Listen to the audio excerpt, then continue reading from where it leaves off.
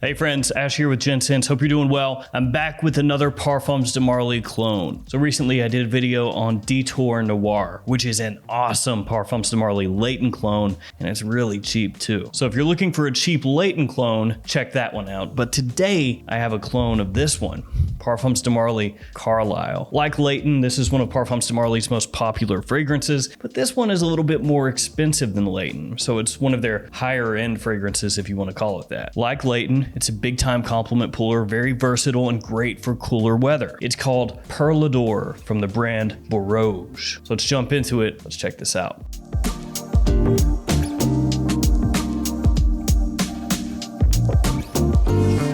First off, let's take a look at the presentation and then I'll go ahead and break this fragrance down. Most clone houses, you expect terrible presentation, like really tacky bottles that are falling apart with atomizers that are complete trash. But this one is actually pretty decent, all things considered. To be fair though, like I just mentioned, the bar is set really low for clone fragrances. Some of those Armaf bottles are hideous. Let's go ahead and take a look at the box first. It has a little slip cover that comes over the box. You have the name of the house, name of the fragrance, and the concentration on the front of the slip cover. The logo there is a little bee turned onto its side, which looks like a crown. On the back of the slip cover, you have your ingredients and I believe the badge code down there at the bottom. Once you take the slip cover off, you'll see the front of the box looks the same as the front of the slip cover, which also looks pretty much the same as the inside of the box. And it has a little felt lining on the inside there where the bottle sits inside of. The box looks decent, but the quality is not the highest. When I opened up the box, it actually ripped a little bit where the ribbon connects. So that's not great. And here we have the bottle. It's an interesting size, 85 milliliters, a little bit out of the ordinary. On the front of the bottle, you have the name of the house, name of the fragrance, and this little metallic gold logo. Nothing on the back. The cap slides very snugly into place. It does not click into place, but don't worry, it's not coming loose. On the bottom, your badge code and a sticker. And I'll go ahead and waste a couple sprays for you guys. It's got a really good pressurized atomizer. Check it out.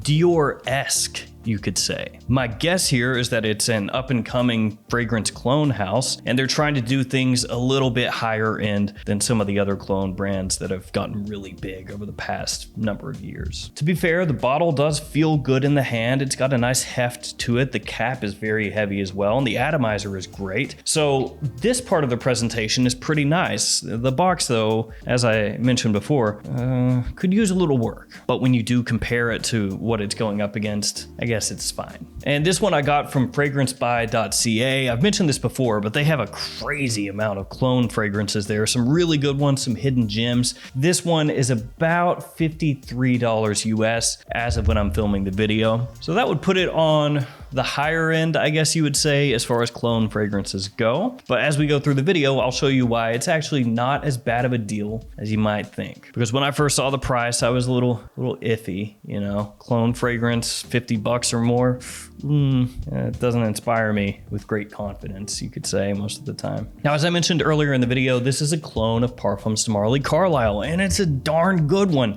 It is not an exact one-to-one with Carlisle because there are differences here, but it's really close on the whole. You could think of it as a Parfums de Marly Carlisle clone with a little bit of a twist. When you first spray Perlador on, it does have a bit of almost like a touch of an oudiness to it. Oud, I don't believe is an official note, but it has this little faint waft of an oudy kind of woodiness. In comparison, Carlisle's a little bit fresher in the opening, ever so slightly, because you get more of that fruity nuance from apple as compared to Perlador. They are very close, but not the exact same in the opening. In Perlador, you get a bit of this nutmeg mixing together with woodiness, vanilla, tonka, and that little hint of an almost oudiness that I just mentioned. Through the mid, they differ probably the most. That's where there's the most obvious difference between the two.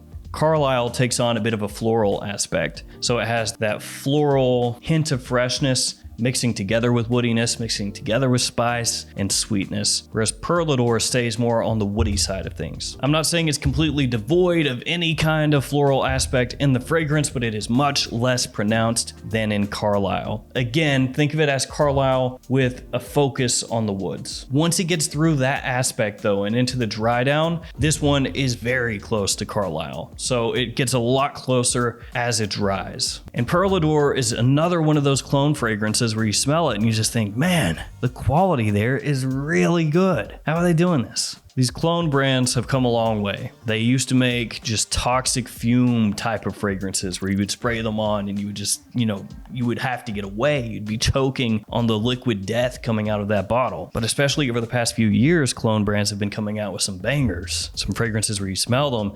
And if you didn't know what it is, you would just think, man, that is great quality. That is an awesome fragrance. What is that? Oh, it's a $30 cologne. Okay.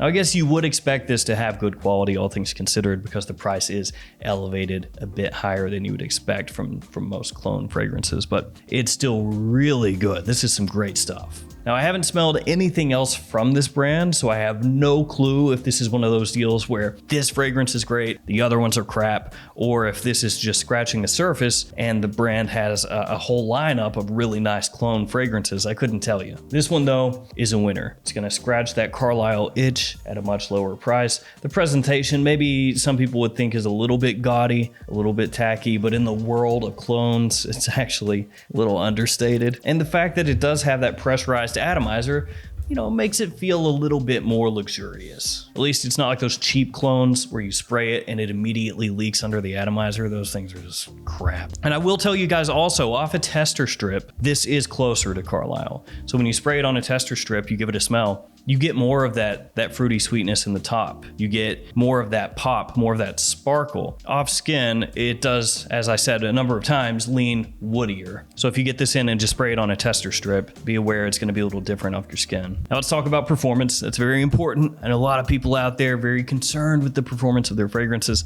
This one is awesome. Longevity over 8 hours, no problem. It's got great performance. I don't know if I would say it's as strong as Carlisle, but if it's not, it's close. It's that type of scent where you spray it on, you're going to be smelling it all day or all night. In terms of seasons, more of a fall and winter time scent, just like Parfums de Marly Carlisle. And I would say it probably leans a little bit more toward nighttime use. But essentially, if you like it, go ahead and wear it. There's not a daytime or nighttime fragrance police who's going to show up and smack the bottle out of your hand and tase you. On the whole, Perlador is a great Carlisle clone. Yes, more of a focus on that woodiness right from the opening all the way into the dry down. But you still get the main things of Carlisle in here presented very well. You get that saffron, you get that nutmeg, you get tonka, vanilla, a little bit of a resinous feel. The only thing that you could say is lacking is that floral aspect. It's definitely dialed down here, but for some people that's actually going to be a positive because some people don't like that aspect of Carlisle.